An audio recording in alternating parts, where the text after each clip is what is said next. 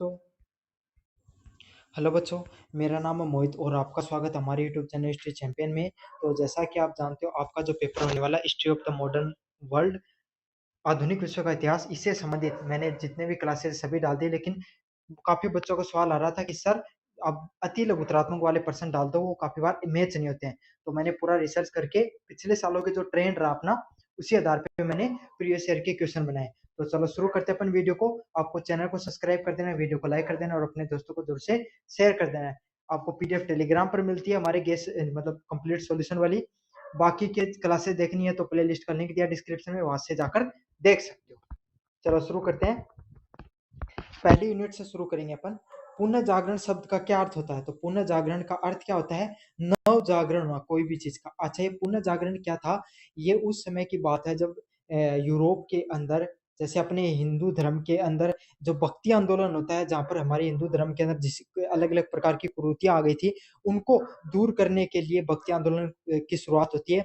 वैसे ही यूरोप के अंदर जो पुनः जागरण आंदोलन होता है, जहाँ पे ईसाई धर्म के अंदर काफी सामाजिक बुराइयां आ जाती हैं, उनको दूर करने के लिए एक आंदोलन की शुरुआत की जाती है। उसको किस नाम से बोला गया है? पुनः जागरण के नाम से जाना जाता है। और इसका अर्थ होता है पुनः जन्म लेना या नव जागरण करना, किसी भी चीज की एक नई शुरुआत करना। 2 नंबर प्रश्न है, पुनः जागरण की शुरुआत किस देश में हुई थी?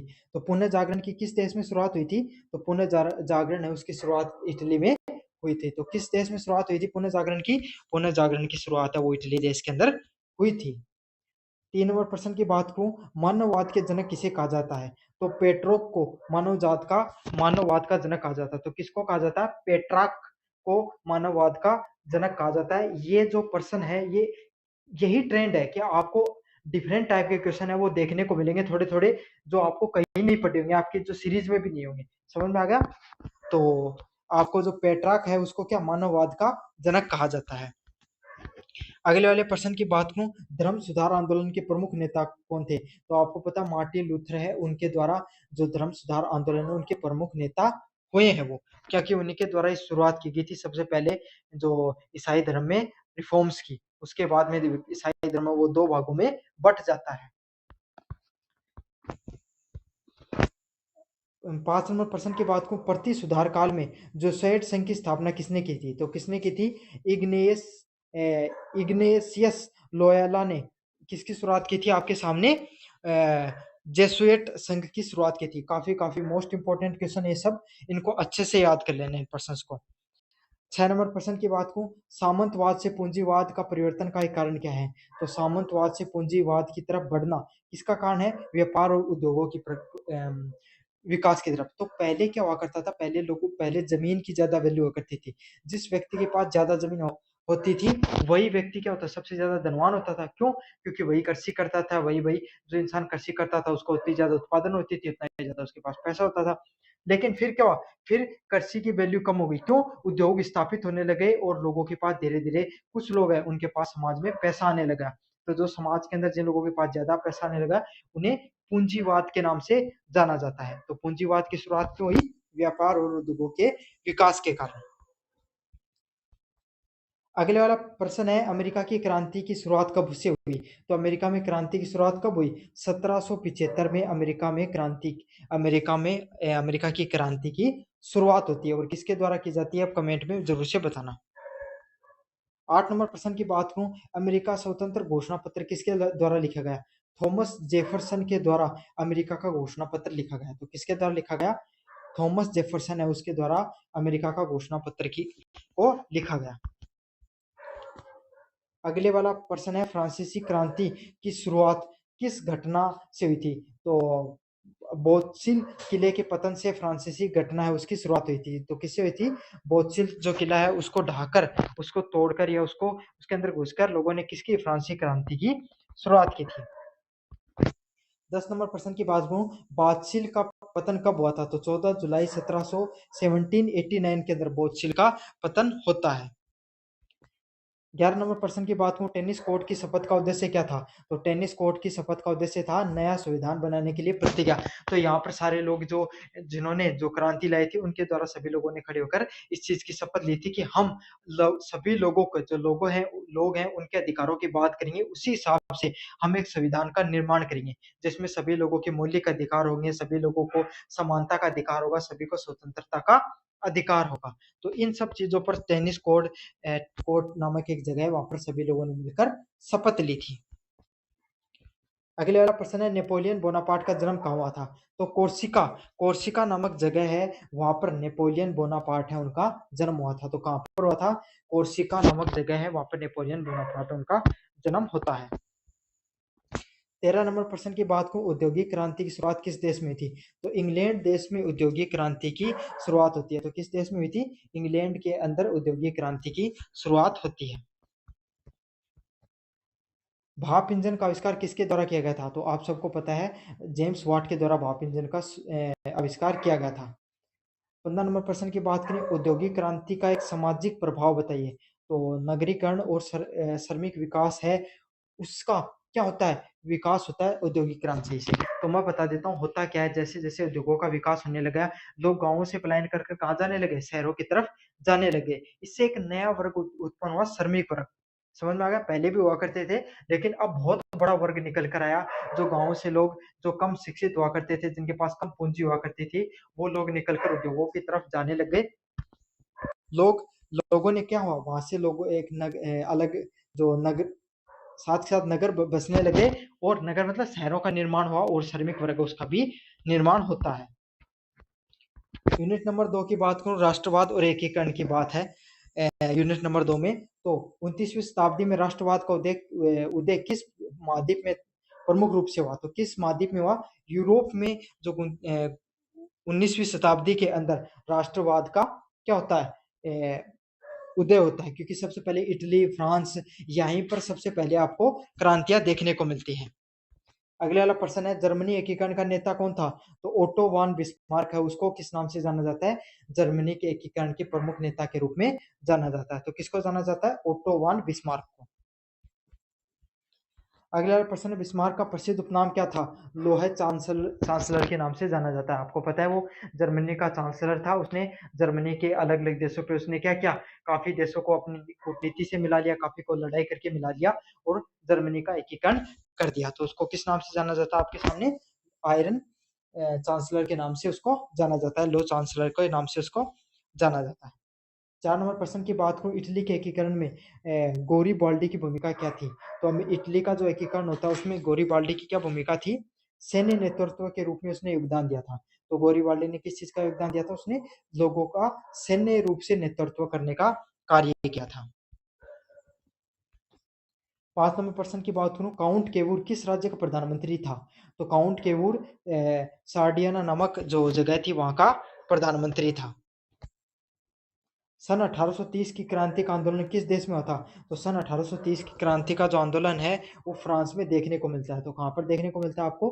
फ्रांस में वो आंदोलन है वो देखने को मिलता है।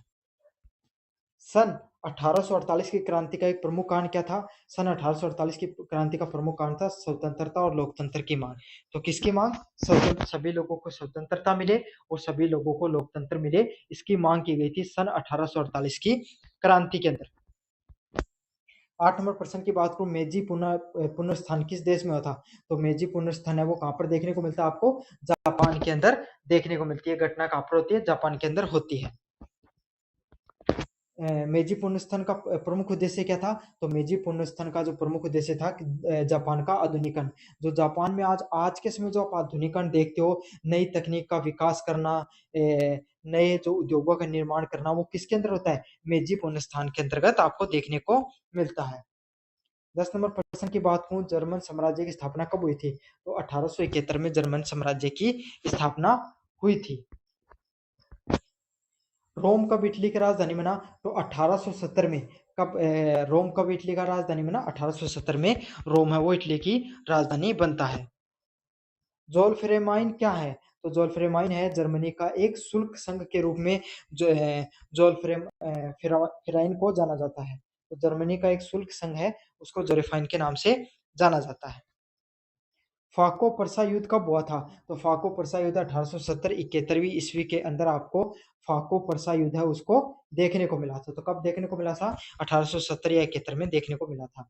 रक्त और लौह नीति का आशय क्या है? सैन्य शक्तियों का उद्योगों में इसे एकीकरण करना। तो रक्त और लौह की नीति थी सैन्य शक्ति का उपयोग करना और उद्योगों मतलब सैन्य शक्ति का प्रयोग करके लोगों को एकीकरण करना। मेजी पुण्य स्थल के समय जापान का सम्राट कौन था? सम्राट मेजी है वो क्या था? वहां का सम्राट था। उसके द्वारा अलग अलग प्रकार की नीतियों का निर्माण किया गया। इससे जापान में आज के समय जो आधुनिकरण देखते हो, जो जापान में आज टॉप मोस्ट कंपनियां हैं जो सारी दुनिया में राज करती हैं आज भी टेक्नोलॉजी के मामले में, वो उन्हीं की देन थी। आज के समय आधुनिक जापान के जो जितने भी नियम। अगले वाले प्रश्न की बात करें, साम्राज्यवाद की क्रांतियां और तानाशाही। तो नवीन साम्राज्यवाद का क्या अर्थ है? तो उपनिवेशों में यूरोपीय देशों से की प्रतिस्पर्धा। तो उपनिवेशवाद क्या होता है? इसमें जो यूरोप के लोग जो देश हैं वो आपस में ही लड़ने लग जाते हैं। किसके लिए? उद्योगों के लिए।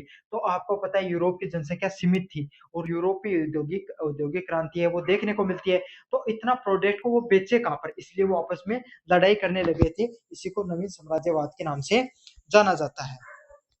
अफ्रीका की उपनिवेशवाद की दौड़ को क्या कहा जाता है? अफ्रीका की दौड़ के नाम से जाना जाता है। फिर लोगों ने क्या क्या अलग अलग जो यूरोप के लोग थे उन्होंने अलग अलग महाद्वीपों की खोज की और वहां पर जाकर अपने लोगों को बसाने मतलब अपने प्रोडक्ट बेचने लगे। और उन्हें पता चलता है अफ्रीका साउथ एशिया यहाँ के लोग इतने ज्यादा शिक्षित नहीं है, तो उन्होंने उन लोगों को क्या बना लिया? गुलाम बना लिया अपना। अफीम युद्ध है वो किन दो देशों के बीच में देखने को मिलता है? तो अफीम युद्ध है वो ब्रिटेन और चीन के बीच में आपको देखने को मिलता है। सन 1911 की चीन क्रांति का नेता कौन था? तो सन यात सेन है वो सन 1911 की चीन क्रांति के प्रमुख नेता के रूप में उन्हें जाना जाता है। तो किसको जाना जाता है? सन यात सेन को चीन की क्रांति का प्रमुख नेता के रूप में उन्हें जाना जाता है। 5 नंबर प्रश्न की बात करूं, सन यात सेन के 3 प्रमुख सिद्धांत कौन से हैं? राष्ट्रवाद, जनतंत्र और जनजीवन। तो सन यात सेन के 3 प्रमुख सिद्धांत कौन से हैं? राष्ट्रवाद, जनतंत्र और जनजीवन। 6 नंबर प्रश्न है, सन 1917 की रूसी क्रांति का प्रमुख नारा क्या था? शांति, रोटी और भूमि। तो क्या था? सभी लोग हैं वो शांतिपूर्ण अपना जीवन यापन करें। सभी लोगों को क्या मिले? सभी लोगों को इतनी आजीविका मिले जिससे क्या हो? सभी लोग अपना भरपेट खाना खा सकें और सभी लोगों को उनके हक की जमीन मिले। उपनिवेशवाद के खिलाफ था, मतलब सामंतवाद के खिलाफ ये लड़ाई थी। तो कौन सी थी? शांति, रोटी और भूमि का नारा दिया गया था 1917 की रूस की क्रांति में। बोल्शेविक दल का नेता कौन था? तो व्लादिमीर लेनिन है वो बोल्शेविक दल का प्रमुख नेता होता है। तो कौन था? व्लादिमीर है वो लेनिन है। तो व्लादिमीर पुतिन है उसके पूर्वजों में से था भी। महामंदी कब शुरू होती है? तो 1929 में अमेरिका में क्या होता है? अमेरिका के जो प्रमुख बैंक है वो क्रैश कर जाता है। वहां पे क्या होता है? वो जैसे अपना आरबीआई ना उस तरीके से वहां का बैंक होता है, सेंट्रल बैंक, वो क्या हो जाता है? क्रैश हो जाता है। तो वहां पर मंदी आती है और इस प्रकार से पूरी दुनिया में वहां पर आर्थिक मंदी देखने को मिलती है, क्योंकि अमेरिका एक महाशक्ति है, उसका प्रभाव सारी दुनिया पर देखने को मिलता है। क्यों? डॉलर है, उसी से पूरी दुनिया में व्यापार होता है। अगर डॉलर गिर जाएगा, डॉलर बढ़ता है, तो उससे सारी दुनिया की अर्थव्यवस्थाएं प्रभावित होती है। इसलिए 1929 में महामंदी देखने को मिली थी।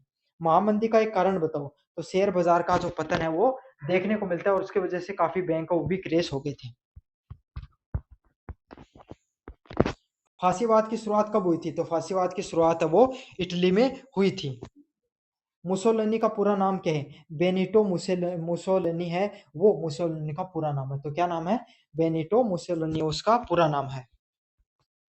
नाजीवाद का संस्थापक कौन था? तो एडोल्फ हिटलर है वो क्या नाजीवाद का संस्थापक था। उसने क्या जो नाजी लोग हुआ करते थे उनसे वो नफरत करता था और उनको मौत की घाट उतारने का काम किया था उसने। मीन काफ पुस्तक किसके द्वारा लिखी गई है? तो मीन काफ पुस्तक वो एडोल्फ हिटलर के द्वारा लिखी गई है। तो किसके द्वारा लिखी गई है? एडोल्फ हिटलर के द्वारा लिखी गई है। नाजी दल का चिन्ह क्या था? स्वास्तिक चिन्ह है, ऐसे वाला चिन्ह है वो नाजी दल का ही चिन्ह था। समझ में आ गया? ऐसा ऐसे वाला चिन्ह आप देखना कभी हिटलर की संबंधित अगर मूवी देखोगे उसमें ऐसे स्वास्तिक का चिन्ह बना होगा। हिटलर कब जर्मनी का चांसलर बना था? तो कब बना था? 1939 में जो हिटलर है वो जर्मनी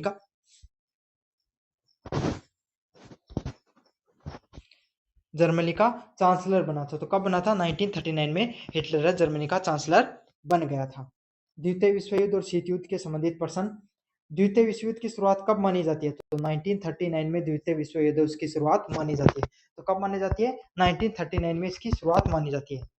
2 नंबर प्रश्न की बात करूं, धुरी राष्ट्र कौन से थे? तो जर्मनी, इटली और जापान है वो धुरी राष्ट्र खुद थे। तो कौन से थे? जर्मनी, इटली और जापान। ये सब किसके? अमेरिका के खिलाफ, अमेरिका, ब्रिटेन हो गया, इन सब लोगों के खिलाफ लड़ रहे थे। द्वितीय विश्व युद्ध का एक प्रमुख कारण क्या है? वर्साई संधि की कठोर शर्तें थी जो रखी गई थी उसके खिलाफ। संयुक्त राष्ट्र संघ उसकी स्थापना कब होती है? 1945 में होती है। और किस दिन को होती है उसका भी कमेंट में बता देना आपको। संयुक्त राष्ट्र संघ में प्रारंभ में कितने सदस्य थे? तो लगभग 51 सदस्य हैं वो टोटल स्टार्टिंग के अंदर सदस्य थे। संयुक्त राष्ट्र संघ का जो मुख्यालय कहाँ पर है? न्यूयॉर्क, अमेरिका में संयुक्त राष्ट्र संघ उसका मुख्यालय देखने को है। सन 1949 की चीन क्रांति का नेता कौन था? तो माओ त्से तुंग।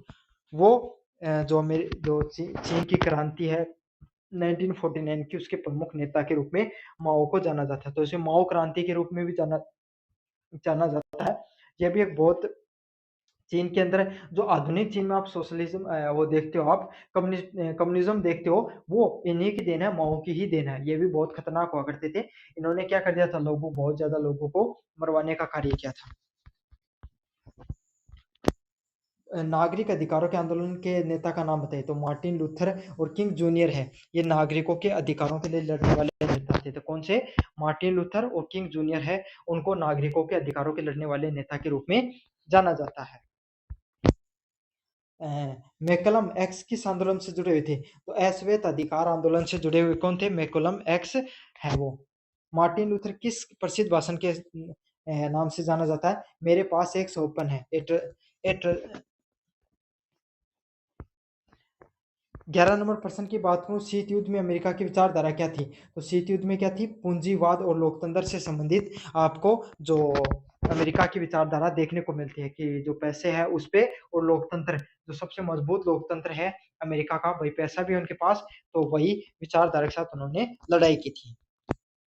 शीत युद्ध के अंदर सोवियत संघ की विचारधारा क्या थी? साम्यवाद।